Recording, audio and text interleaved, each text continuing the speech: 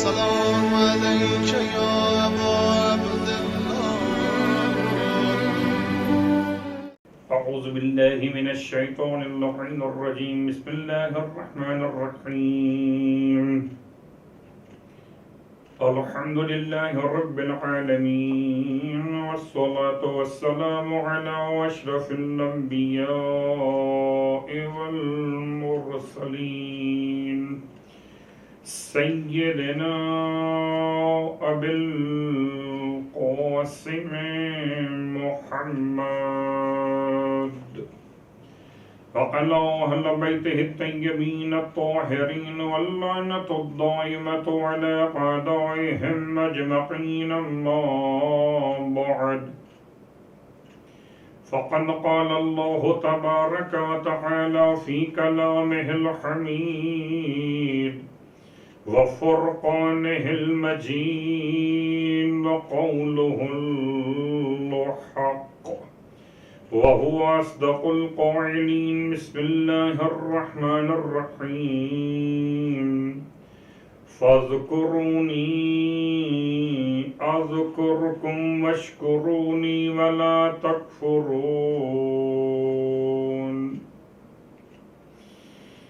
تمام تعریفیں پروردگار امام رضا کے لیے اور تمام ہدیہ درود و سلام خانوادہ امام رضا علیہ السلام کے لیے. الحمدللہ الذی جعلنا من المتمسکین بالقرآن العظیم وجعلنا من المتمسکین بولایت علی ابن ابی طالب علیہ السلام، وجعلنا وإياكم إن شاء الله من الطالبين بصأره أوليه الإمام المهدي من آل محمد عليهم السلام. اما بعد، خانوادہ اہل بیت کی بارگاہ مقدس میں شب میلاد مسعود بسلسلہ آمد امام رضا علیہ السلام کی مناسبت سے ہدیہ تہنیت اور تبریک پیش کرتا ہوں. خانوادہ اہل بیت کے ساتھ ساتھ تمام مراجع عظام، علماء اعلام اور تمام اہل ایمان کی خدمت میں اس پر مسرت موقع کی مناسبت سے مبارکباد پیش کرتا ہوں. پروردگار ہم سب کو امام رضا علیہ السلام کی روزے کی زیارت اور شفاعت نصیب فرما. شب جمعۃ المبارک بھی، ماہ ذی قعدۃ الحرام بھی اور امام رضا علیہ السلام کی آمد کے سلسلہ میلاد بھی. بعض روایات کے لحاظ سے امام علیہ السلام کی آمد جمعرات کے دن اور بعض روایات کے لحاظ سے امام علیہ السلام کی آمد جمعۃ المبارک کے دن. تو اس مرتبہ یہ دونوں روایتوں کو جمع کرنے کا موقع حاصل ہو رہا کہ جمعرات بھی امام کا میلاد منائیے اور جمعے کے دن بھی امام کا میلاد منائیے. اور جتنا میلاد محبت کے ساتھ منائیے، جتنا میلاد عقیدت کے ساتھ منائیے، خلوص قلب کے ساتھ امام کو یاد کیجئے. امام آپ کو یاد کرتے. فَاذْكُرُونِي أَذْكُرْكُمْ، تم مجھے یاد کرو میں تمہیں یاد کرتا ہوں. یہ معیار تو پروردگار عالم نے خود قرار دیا ہے. سورہ مبارکہ البقرہ کی اس آیت کے ذیل میں جس کا نشان ہے آیت نمبر 152 کہ پروردگار عالم کا یاد کرنا اور انسان کا اپنے رب کو یاد کرنا، گرچہ دونوں میں ایک ہی صیغہ استعمال ہوا، صیغہ ذکر. اور ذکر کا مطلب ہے یاد، نہ کہ ذکر کا مطلب ہے الفاظ اور وظیفہ اور ورد. کبھی کبھار لوگ ذکر خدا سے مراد لیتے ہیں اسم خدا. اسم خدا اور ہے، ذکر خدا اور ہے. اسم خدا تو خدا کے ناموں کا زبان سے ادا کرنا ہے، اور ذکر خدا خدا کی یاد کو دل میں باقی رکھنا ہے. تو انسان ہو سکتا ہے کبھی اس میں خدا زبان پر نہ بھی ہو، اگر ذکر خدا دل میں ہے تو یہ ذاکرین میں شامل ہوگا. اور کبھی یہ بھی ہو سکتا ہے کہ انسان نام سے خدا کا نام لے رہا ہو اپنی زبان سے مگر دل میں ذکر خدا موجود نہ ہو. بہرحال پروردگار عالم کو یاد کرنے والا اطاعت میں یاد کرے، عبادت میں یاد کرے، اس کے احکام کو مان کر یاد کرے تو خدا عطاؤں کے ساتھ یاد فرماتا ہے، انعامات کے ساتھ یاد فرماتا ہے، جزاؤں کے اعتبار سے یاد فرماتا ہے. تم خدا کو یاد کرتے ہو اپنے جیسوں کی محفل میں، خدا تمہیں یاد کرتا ہے فرشتوں کی محفل میں. اللہ اکبر. کیونکہ بات یہاں تک پہنچ رہی ہے کہ امام رضا علیہ السلام کی یاد بنانے کے لیے اتفاق سے جس امام بارگاہ کے منصب کے ساتھ، جس امام بارگاہ کے اس مقام کے ساتھ آپ کی خدمت میں حاضر خدمت، اس کا نام بھی امام بارگاہ علی رضا ہے. تو امام کے نام سے امام بارگاہ منسوب، اور آج کا میلاد بھی کل کا میلاد بھی امام کے نام سے منسوب ہے. امام علیہ السلام کی کل مدت حیات ظاہر کہ کس انداز سے امام نے اپنی حیات کے ادوار کو مکمل کیا. 55 برس، 35 برس امامت سے پہلے اور 20 برس امامت کے دوران امام علیہ السلام نے اپنی ذمہ داری امامت کو ادا فرمایا ہے، جن میں سے 17 سال تو ایسے امام علیہ السلام نے گزارے جو آپ مدینہ منورہ میں رہے، اور 3 سال آپ نے ایسے گزارے جو آپ نے خراسان میں گزارے. تو کل 20 سال زمانے امامت اور 35 سال امامت کے زمانے سے پہلے امام صامت ہونے کی حیثیت میں آپ کا دوران حیات. بہت سارے عناوین ہو سکتے ہیں امام علیہ السلام کے حوالے سے، اور کتنے ہی اقوال اور کتنے ہی پیغامات ہیں جو آپ کی خدمت میں پہنچانا مقصود ہیں. آئیے امام علیہ السلام کی برکتوں سے امام علیہ السلام کے والدہ کا تعارف کراتے ہوئے آج آپ کی خدمت میں بات کو آگے بڑھائیں. اس میں کوئی شک نہیں کہ سب پہچانتے ہیں کہ امام رضا علیہ السلام کے والد گرامی امام موسی کاظم علیہ السلام، اور 7ویں امام علیہ السلام آپ کے والد محترم اور آپ کی والدہ گرامی قدر کا اسم گرامی السیدہ جلیلہ نجمہ سلام اللہ علیہ. نجمہ کے معنی کیا ہیں؟ نجمہ کے ایک سے زیادہ معنی علماء نے بیان کیے، اور میں چاہوں گا کہ تمام کے تمام معنی میں آپ کی خدمت میں پیش کروں. نجمتن امام رضا علیہ السلام کی والدہ کا اسم گرامی. یہ پھر بات یاد دلا دوں کہ نجمہ خاتون کی تربیت حمیدہ خاتون نے کی. نجمہ خاتون کی تربیت حمیدہ خاتون کے ہاتھوں سے تمام اخلاقیات، احکام اور تمام فضائل سے متصف کرنے میں حمیدہ خاتون کا بڑا کردار.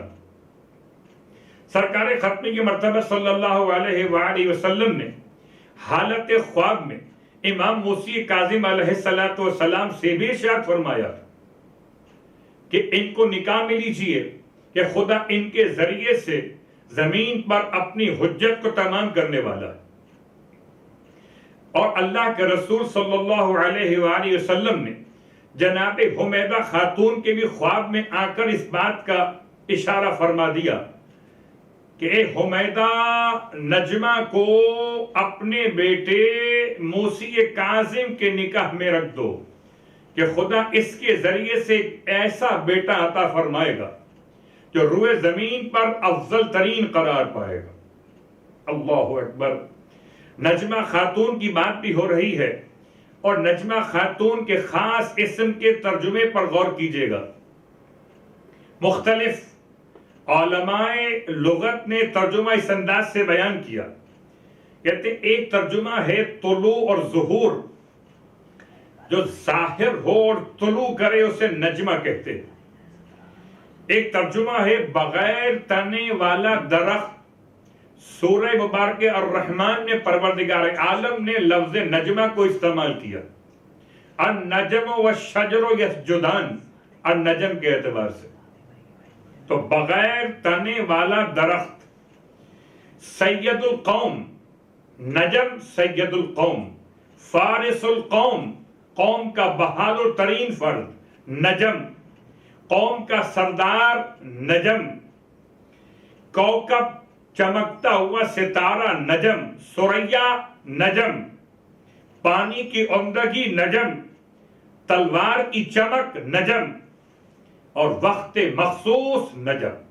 اور اس سے امام علیہ السلام کی والدہ کا اسم گرامی نجمہ خاتون، گرچہ آپ کے حوالے سے تاریخ نے اور نام بھی بیان کیے ہیں، ایک تکتم، یعنی امام رضا علیہ السلام کی والدہ کا ایک نام تکتم۔ یہ لفظ تکتم کا ترجمہ ہے کہ جو پوشیدہ کرنے والی ہو، راز چھپانے والی ہو۔ آپ کا ایک اور نام بھی تاریخ نے بیان کیا، وہ ہے اروا، گرچہ تاریخ میں اروا ایک شخصیت پہلے گزری۔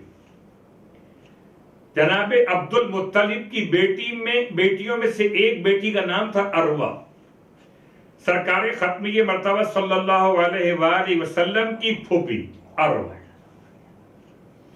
اسی انداز سے آپ کے اسم گرامی میں ایک اور تاریخ نے اشارہ کہ سمانتن، سمانہ یعنی پاکیزہ، سمانہ یعنی آزادی پسند، جس سے کسی کی قید قبول نہ ہو، سمانہ یعنی کہ جس کا دل طیب و طاہر ہو۔ کیا شخصیت جناب نجمہ خاتون سلام اللہ علیہ کی، کہ اگر غور کیجئے تو نجمہ خاتون سلام اللہ علیہ ارشاد فرماتی کہ جب سے خدا نے مجھے یہ نور عطا کیا، امام رضا علیہ السلام کے عنوان سے حاملہ قرار پائیں، فرماتی ہے تب سے میں نے اپنے وجود میں کوئی وزن یا بار محسوس نہیں کیا، بلکہ مجھے اپنی شکم سے تسبیح اور تحلیل پروردگار کی آواز آتی تھی۔ اللہ اکبر! کیا تسبیح و تحلیل پروردگار نجمہ خاتون، اور کیا تسبیح و تحلیل پروردگار امام رضا علیہ السلام در شکم مادر۔ پھر بیان فرماتی کہ پروردگار نے جیسے ہی امام رضا علیہ السلام کی ولادت کے مراحل کو مکمل کیا، شہزادے نے اپنے دونوں ہاتھوں کو زمین پر رکھا اور اپنی زبان سے کلمہ طیبہ کا اظہار فرمایا۔ اللہ اکبر! پھر ارشاد فرماتی ہیں کہ امام موسی کاظم علیہ السلام کی بارگاہ میں جب اس بچے کو لایا گیا تو آپ نے داہنے کان میں اذان اور بائیں کان میں اقامت، اور آپ نے اپنے شہزادے کے تالو کو اٹھانے کے لیے فرات کے پانی سے آپ کو پہلی خوراک عطا فرمائی۔ امام رضا علیہ السلام کی آمد اور جناب نجمہ خاتون کی منزلت، جیسے ہی امام رضا علیہ السلام کی آمد ہوئی، اس شہزادی کے لیے ایک نام کا اضافہ اور ہو گیا، اب آپ کو طاہرہ کے نام سے یاد کیا گیا۔ اللہ اکبر! جس کا بیٹا طیب و طاہر ہو، اس کی ماں طاہرہ تو ہوگی۔ اور آپ کے القابات میں طاہرہ بھی استعمال ہوا اور کنیتوں میں ام البنین استعمال ہوا۔ بہرحال تفصیل بہت زیادہ بیان نہیں ہو سکے گی کہ ام البنین کا مطلب تو بیٹوں کی ماں ہے، یہاں تو ایک بیٹا اور ایک بیٹی، یعنی کہ عشرہ کرامت ہے کہ امام موسی کاظم علیہ السلام کی اولادوں میں سے 18 اولادوں میں سے ایک معصوم قم یکم ذی قعدہ، ایک امام رضا علیہ السلام 11 ذی قعدہ، یہ دو شخصیات عشرہ کرامت کے عنوان سے علماء قم نے، علماء مشہد نے ان شخصیات کے نام لینے کا ایک انداز اختیار کیا ہے۔ سبحان اللہ! ذی قعدۃ الحرام کا متبرک مہینہ، اور اس میں امام رضا علیہ الصلوۃ والسلام کی آمد، شخصیت امام علیہ الصلوۃ والسلام کے بارے میں کس طرح کی محبت فرمائی اپنے چاہنے والوں کے لیے، اور کیا پیغامات آپ نے ارشاد فرمائے، ان میں سے چند باتوں کی طرف توجہ کرنا چاہیں گے۔ ایک ایسی روایت کی طرف اشارہ پہلے کہ جب امام علیہ الصلوۃ والسلام نے مسئلہ شرعی کو بیان کیا، کتاب کا حوالہ وسائل الشیعہ، جلد نمبر 5، صفحہ نمبر 510۔ امام علیہ الصلوۃ والسلام خراسان آ چکے، 17 سال آپ نے مدینہ منورہ میں گزارے، آپ کے در سے کوئی سائل کبھی خالی ہاتھ پلٹ کے واپس نہ گیا۔ تو پہلے سلسلہ مدینہ منورہ سے، اور اسی عنوان سے پھر متصل کریں گے بات خراسان کے حوالے سے۔ تو مدینہ منورہ میں راوی کہتا ہے کہ ایک ایسا شخص امام کی خدمت میں پہنچا ہے جو بلند قامت ہے، اور اس کا رنگ چہرے کا گندمی ہے، جو کہ عرب کے رنگ الگ ہوتے تھے اور غیر عرب کا رنگ ذرا مختلف ہوتے تھے، آج بھی ایسا ہی ہے۔ ہم سب کے سب امام کی خدمت میں بیٹھے ہوئے تھے۔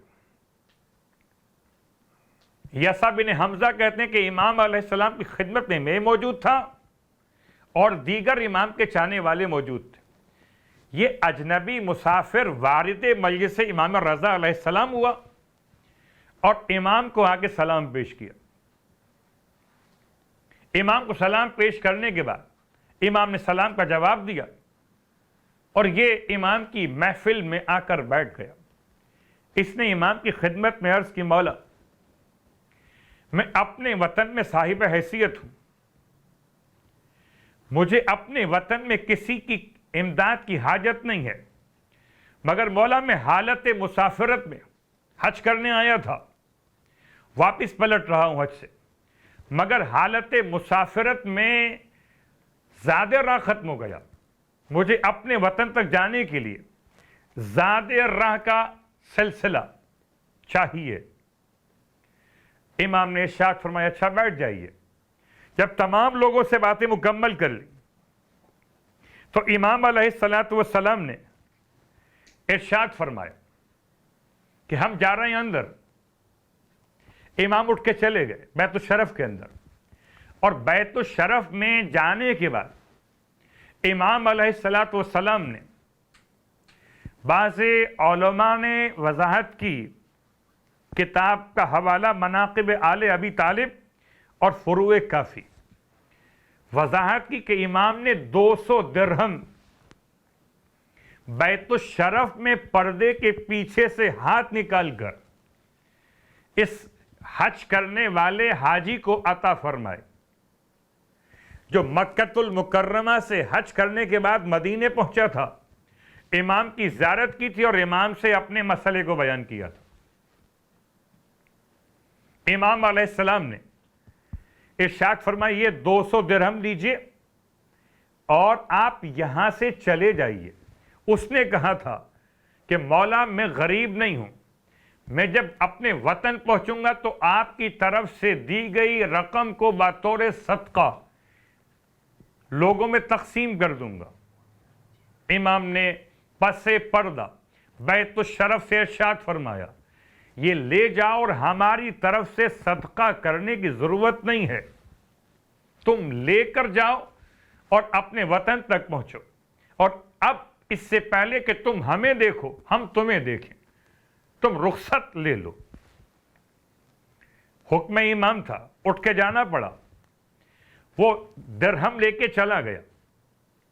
امام علیہ السلام جب بیت الشرف سے باہر آئے تو لوگوں نے، صرف 2 لوگ بیٹھے ہوئے تھے، سوال کیا مولا سے، مولا آپ نے سوال اس شخص کا پورا کیا، اسے عطا کیا پس پردہ۔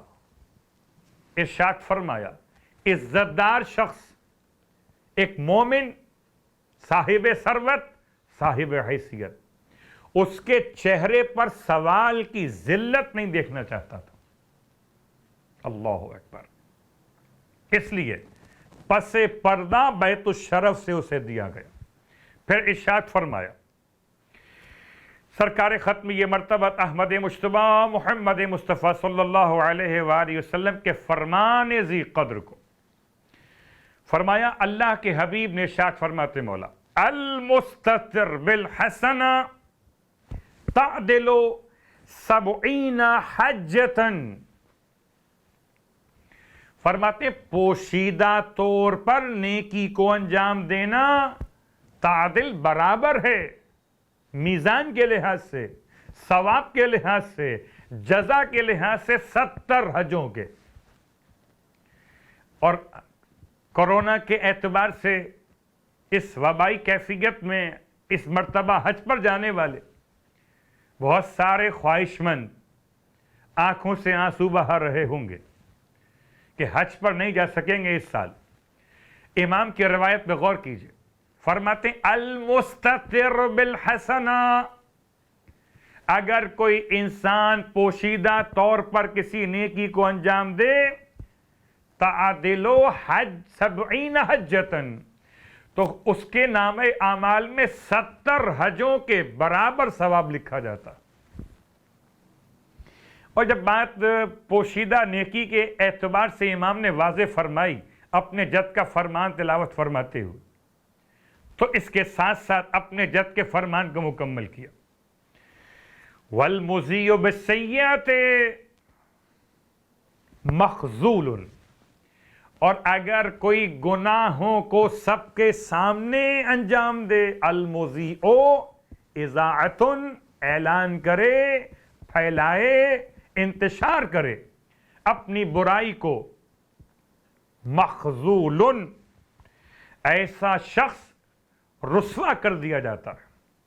اگر کوئی چھپ کر نیکی کرے تو 70 حج، اگر کوئی سب کے سامنے گناہ کرے تو رسوا اور ذلیل.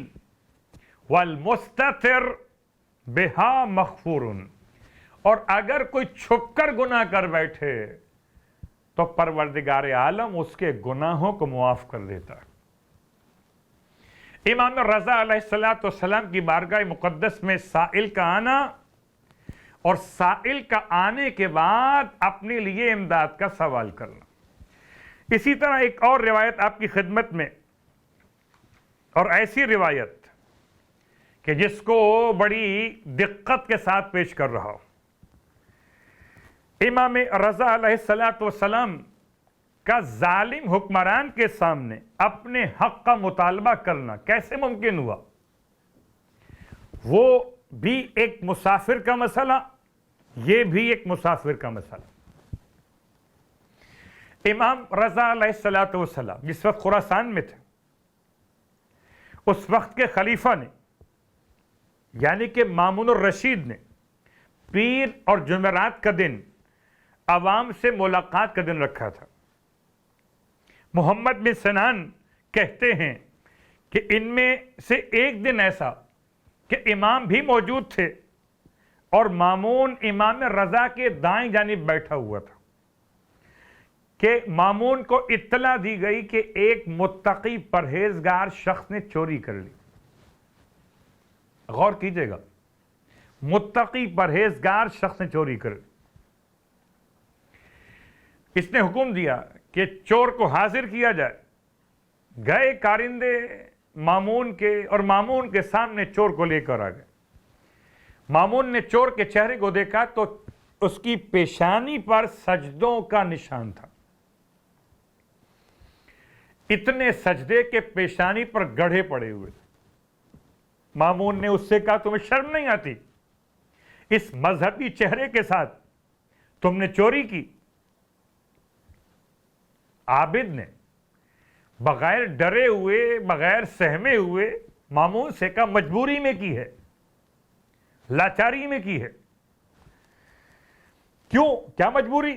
کہ کیونکہ میرا حق تو بیت المال اور خمس میں تھا، اسے تم نے روکے ہوئے رکھا.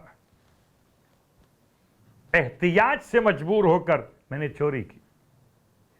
مامون نے اس متقی پرہیزگار شخص سے پوچھا کہ تم خمس اور بیت المال میں کیا حق رکھتے ہو؟ تمہارا کیا حق ہے اس کے اندر؟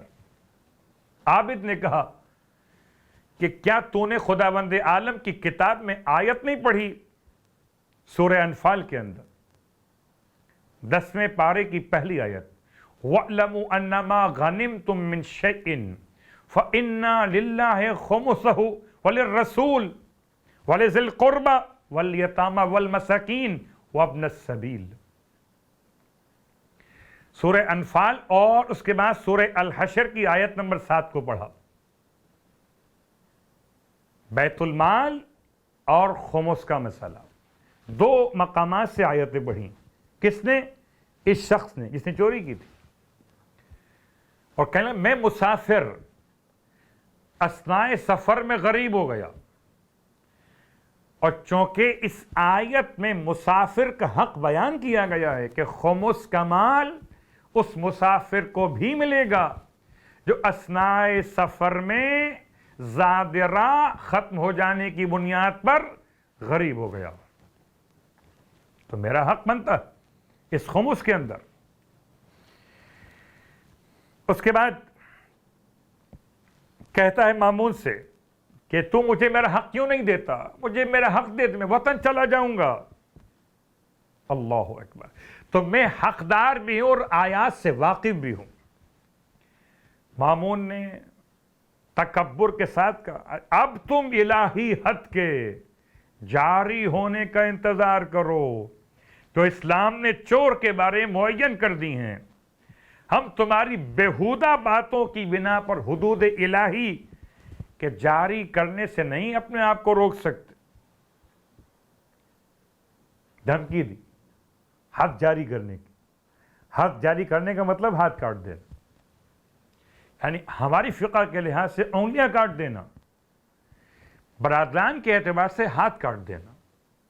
یہ عابد چوری کی ہے اور اپنا حق بیان کر رہا ہے قرآن کی آیتیں پڑھ کر کہ میرا مال تم نے روکا ہوا ہے بیت المال کے اندر، خمس کے اندر. اب اس کے بعد عابد نے جواب دی سب سے پہلے تم اپنے آپ سے شروع کرو. مجھے وہی جملہ یاد آیا جو آج کل پاکستان کے حکمرانوں نے اختیار کیا کہ اپنے آپ سے شروع کرو. عابد کہتا ہے کہ سب سے پہلے تم اپنے آپ سے شروع کرو. تم پہلے حدود الہی کے ذریعے سے پاک تو ہو جاؤ، پھر اوروں کو پاک کرنا. آپ کو اندازہ ہے کہ یہ مامون رشید کے لیے کتنا سخت مرحلہ تھا. درباری علماء تو ہاں میں ہاں ملانے والے. مامون نے دیکھا امام رضا علیہ السلام کی طرف، آپ کیا فرماتے ہیں؟ امام نے جواب میں ارشاد فرمایا اس کا کہنے کا مطلب یہ ہے کہ اس نے بھی چوری کی ہے اور تم نے بھی چوری کی ہے. مامون سے بھرے دربار میں علی کا لخت جگر، جس کا نام بھی علی، جس کی پہچان بھی بلندی، شجاعت کا عنوان، ارے جس کی ماں نجمہ ہو اس کا مطلب وہ فارس القوم، کتنا بہادر ہوگا ایسی ماں کا لخت جگر. اللہ اکبر. یہ کہتا ہے کہ آپ نے بھی چوری کی اور اس نے بھی چوری کی. مامون کو غصہ تو بہت آیا مگر امام سے کچھ کہا نہیں. ابھی عابد کی طرف رخ کر کے کہتا ہے خدا کی قسم میں چوری کے جرم میں تمہارے ہاتھ کاٹ دوں گا. عابد نے کہا کہ تو میرے ہاتھ کاٹے گا جبکہ تو میرا غلام اور بندہ ہے. عابد مامون سے کہتا ہے. اللہ اکبر. مامون نے بڑے برداشت کے ساتھ کہا افسوس ہو تم پر، میں تمہارا غلام کیسے ہو گیا؟ عابد نے کہا مامون سے کہ تیرے باپ نے مسلمانوں کے بیت المال کی رقم سے تیری ماں کو خریدا تھا، تو تیری ماں سارے مسلمانوں کی ملکیت قرار پاتی ہے، اس کی بنیاد پر تو اس ماں کا بیٹا ہے، تو سارے مسلمانوں کا غلام ہو گیا۔ اور اگر باقی سارے مسلمان اپنے اپنے حصے کا تجھے بخش بھی دیں، آزاد بھی کر دیں، میں نے تجھے آزاد نہیں کیا ہے۔ اللہ اکبر، عجیب کیفیت ہے۔ یہ بھی مسافر ہے اور یہ بھی اپنے لیے دربار مامون میں کھڑا ہوا حق بات کو بیان کر رہا ہے۔ اس کے بعد کہتا ہے یہ تو ایک بات تھی، دوسری بات سن لے مامون الرشید، کہ یہ ایک شرعی حکم ہے کہ کوئی ناپاک چیز کو پاک کرنا ہو تو پاک چیز سے پاک کیا جاتا ہے۔ ایسا کیسے ہو سکتا ہے کہ کوئی ناپاک چیز کسی ناپاک چیز کو پاک کر دے؟ ایک ایسا شخص جس کی گردن پر حد جاری ہو، وہ دوسروں پر کیا حد جاری کرے گا؟ پہلے خود پر جاری تو کرے۔ کیا تم نے خدا کا فرمان نہیں سنا؟ اَتَأْمُرُونَ النَّاسَ بِالْبِرِّ وَتَنْسَوْنَ أَنفُسَكُمْ وَأَنْتُمْ تَتْلُونَ الْكِتَابَ أَفَلَا تَعْقِلُونَ۔ اس نے یہ قرآن کی آیت پڑھی، کیا تو نے یہ فرمان نہیں سنا کہ خدا کہتا ہے کہ تم لوگوں کو اچھائی کا حکم دیتے ہو اور اپنے آپ کو بھول بیٹھے ہو، خود اچھائی نہیں کرتے۔ تم کس طرح سے انجام دیتے ہو؟ کتاب پڑھتے ہو مگر غور نہیں کرتے۔ مامون اس عابد کی دلیل اور برہان والی گفتگو سے عاجز آ چکا تھا۔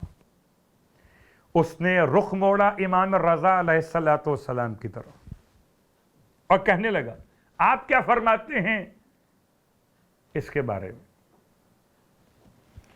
امام نے سرکار ختم یہ مرتبہ صلی اللہ علیہ وآلہ وسلم کا فرمان پڑھا، قل فللہ الحجۃ البالغہ۔ یعنی امام نے اپنے جد کے فرمان کے اعتبار سے پیغام دیا کہ یہ تو ایک ایسی دلیل قائم کر چکا ہے کہ کوئی بہانہ باقی رہتا نہیں ہے۔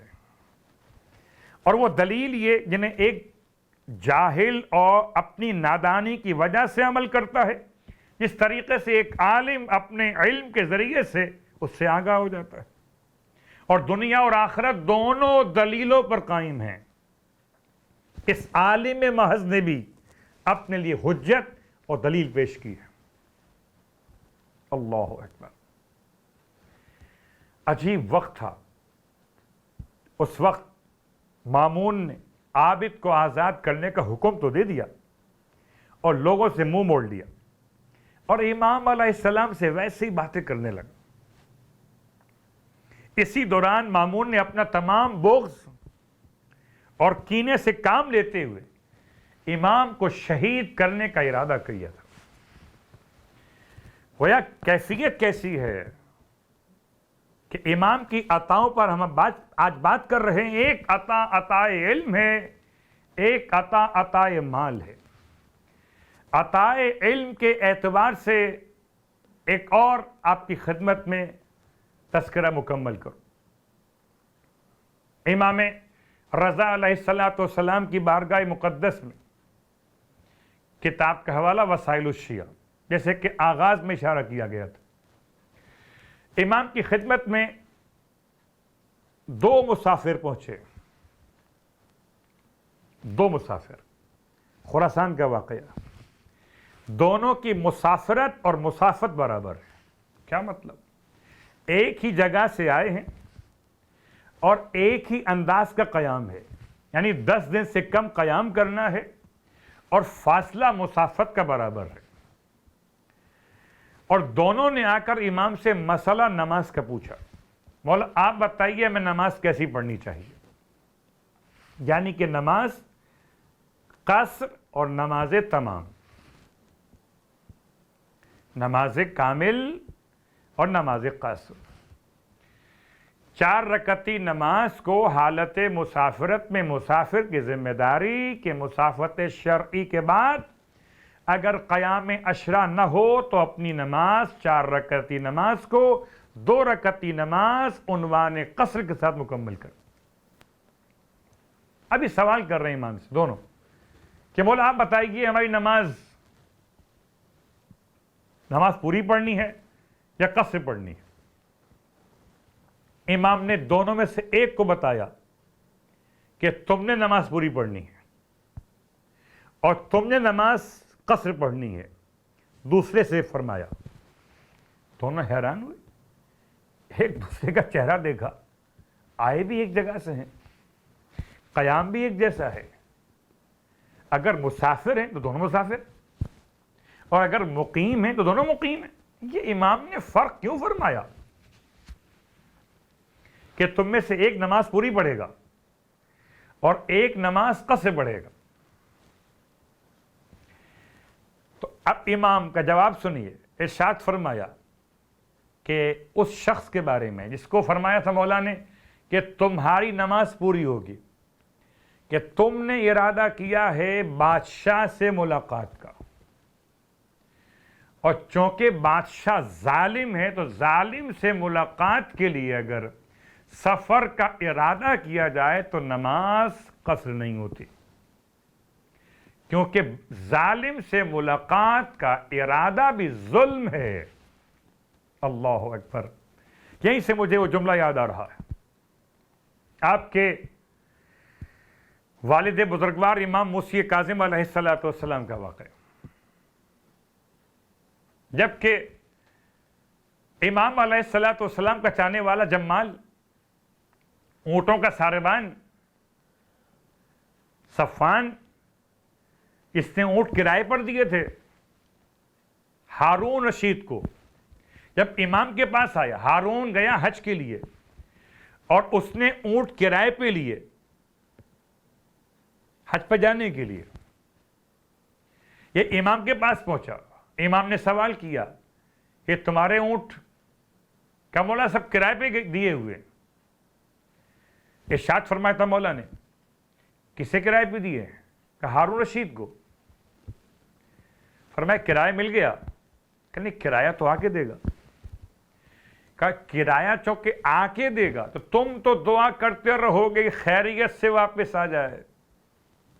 ہارون رشید حج کر کے خیریت سے واپس آ جائے تاکہ تمہیں تمہارا کرایہ مل جائے. کہنے لگا مولا سے, مولا بات تو صحیح. فرمایا ظالم کے لیے سلامتی کی دعا مانگنا خود اس کے ساتھ ظلم میں شریک ہونے کے برابر ہے. اللہ اکبر.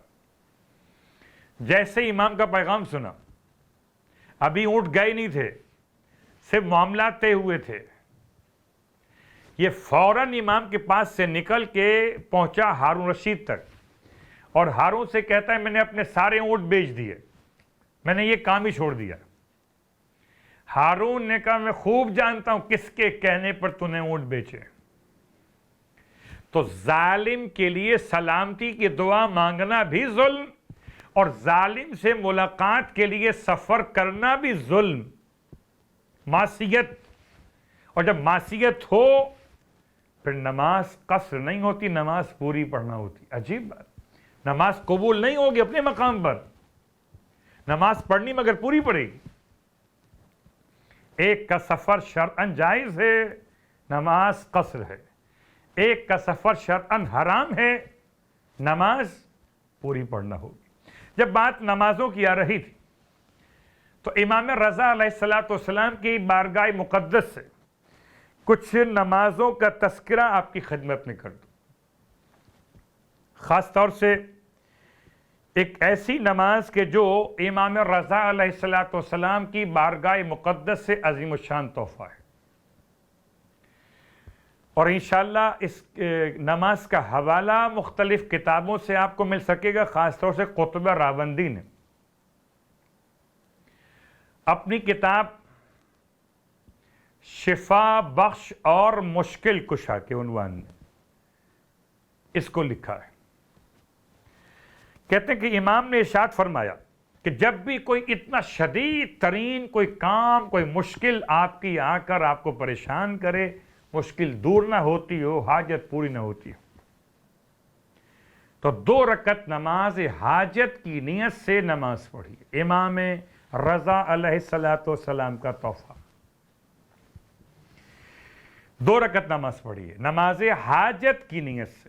رکعت اول میں الحمد کے بعد آیت الکرسی پڑھیے. آیت الکرسی پڑھنے کا مطلب بسم اللہ الرحمن الرحیم کے بغیر علی العظیم تک، جہاں تاکید ہو روایتوں میں ہم فیہ خالدون والی تو وہاں تک پڑھنا ہے، اور اگر تاکید نہ ہو بس اتنا ہو کہ آیت الکرسی پڑھیے تو اس سے مراد ہے علی العظیم تک پڑھنا. رکعت اول میں الحمد کے بعد 1 مرتبہ آیت الکرسی علی العظیم تک بسم اللہ کے بغیر. رکعت دوم میں الحمد کے بعد 1 مرتبہ سورہ انا انزلنا کی تلاوت. 2 رکعت نماز پڑھنے کے بعد مصلی عبادت پر رہیے اور قرآن مجید کو اپنے سر پر رکھیے. ابھی ماہ مبارکہ رمضان میں شب قدر میں آپ اس طرح کے اعمال کو انجام دے چکے. اپنے سر پر قرآن کو رکھنے کے بعد اب پڑھیے اللہم بحق من ارسلتہ الی خلقک. ذرا سا الفاظ کا اختلاف ہے. اے پروردگار واسطہ تجھے ان کے حق کا کہ جن کو تو نے اپنی مخلوقات کی طرف بھیجا رسول بنا کر. وَبِحَقِّ كُلِّ آیَةٍ فِيهِ، اور واسطہ ہر اس آیت کا جو تو نے اپنی کتاب میں نازل کی. وَبِحَقِّ كُلِّ مَن مَدَحْتَهُ فِيهِ عَلَيْكَ، اور ہر اس شخص کے حق کا واسطہ جس کی تعریف تو نے خود اپنے کتاب میں بیان فرمائی. وَبِحَقِّكَ عَلَيْهِ، اور جو تیرا حق اس پر ہے اس کا واسطہ، اس کا حق تجھ پر اور تیرا حق اس پر. وَلَا نَعْرِفُ أَحَدًا أَعْرِفُ بِحَقِّكَ مِنْكَ، اور ہم نہیں جانتے کسی ایک کو بھی کہ جو تجھ سے زیادہ حق ادا کرنے والا. ترجمہ پیش کر دیا میں نے آپ کی خدمت میں، کتاب کا نام پیش کر دیا، عالم کا نام پیش کر دیا، اور الفاظ دعا کو پڑھ بھی دیا گیا. اس کے بعد 10 مرتبہ سیدی یا اللہ، 10 مرتبہ بحق محمد صلی اللہ علیہ وآلہ، 10 مرتبہ بحق علی، بحق فاطمہ، بحق الحسن، بحق الحسین، بحق علی ابن الحسین الی آخر اسم گرامی امام زمان، بحق الحجہ علیہ الصلاۃ والسلام. ہر ایک نام کو 10 مرتبہ پڑھنا ہے. کل نام ہو گئے 14 معصومین اور 1 اللہ کا نام. اللہ کے نام کے ساتھ یا سیدی یا اللہ، یا سیدی یا اللہ، یا سیدی یا اللہ. باقی تمام ائمہ معصومین اور اہل بیت کے ناموں کے ساتھ بحق بحق بحق، یہاں تک کہ 14واں نام امام زمانہ علیہ الصلوۃ والسلام.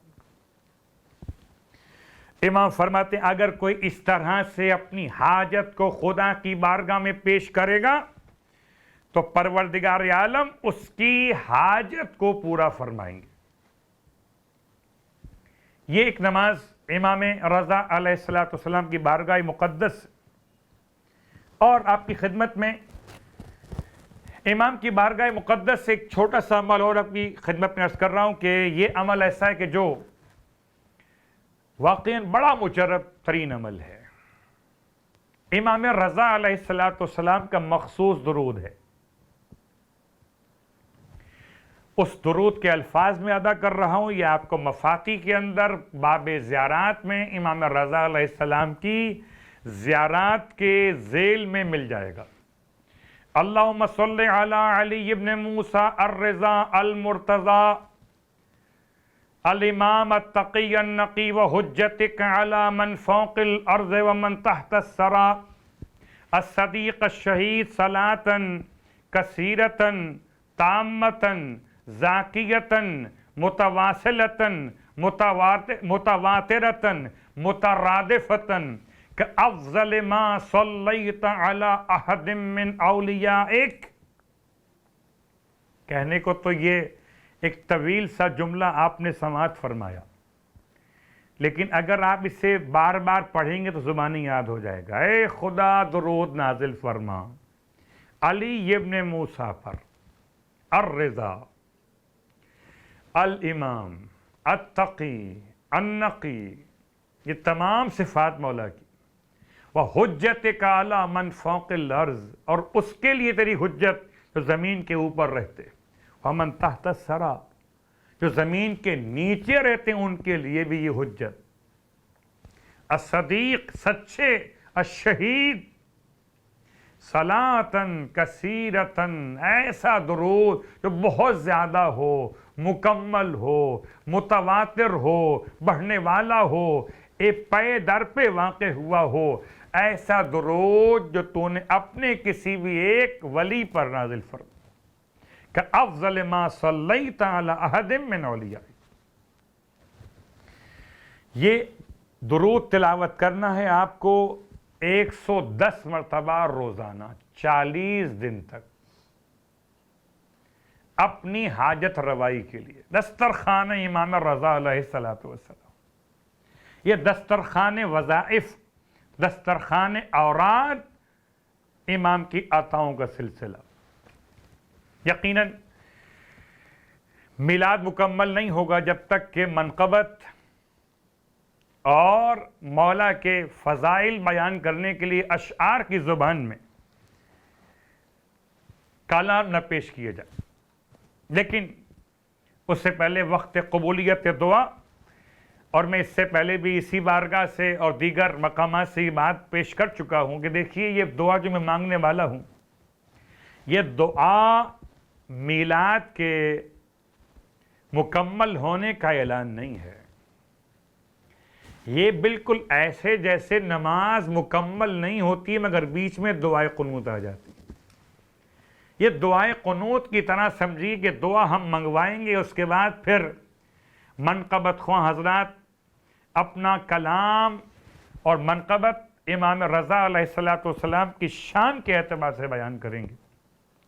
تو الہی و سیدی و مولائی بحق محمد وانت المحمود، بحق علی وانت علی الاعلی، بحق فاطمہ وانت فاطر السماوات والارض، بحق الحسن وانت المحسن، بحق الحسین وانت قدیم الاحسان، بحق تسعۃ المعصومین من ذریۃ الحسین علیہم السلام. پروردگار واسطہ محمد و آل محمد. امام رضا علیہ السلام کا نام شب جمعہ، شب دعا، ماہ ذیقعدہ، اجابت الدعوات کا مہینہ. اے خدا، امام رضا علیہ السلام کا واسطہ تمام تر امام بارگاہ علی رضا کی خدمات انجام دینے والوں کی خدمات کو اپنی بارگاہ میں قبول و مقبول فرما.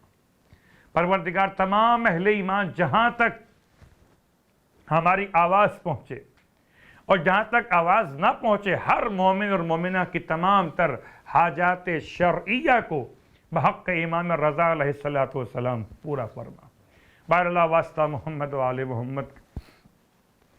مشکل ترین حالات ہے پروردگار، تمام اہل ایمان کے روزگار کی، کاروبار کی حفاظت فرما، روزگار میں، کاروبار میں ترقی عطا فرما. بار اللہ واسطہ محمد و آل محمد کا. پروردگار بہترین امن و امان عطا فرما، وسعت رزق عطا فرما، صحت و سلامتی عطا فرما. کرونا وائرس کے جو بھی جراثیم ہیں، تمام جراثیم کو پوری دنیا سے ختم فرما. امام زمانہ علیہ السلام کے ظہور میں تعجیل فرما، اور ہم سب کو امام علیہ السلام کے ادنا ترین خدمت گزاروں میں شامل فرما.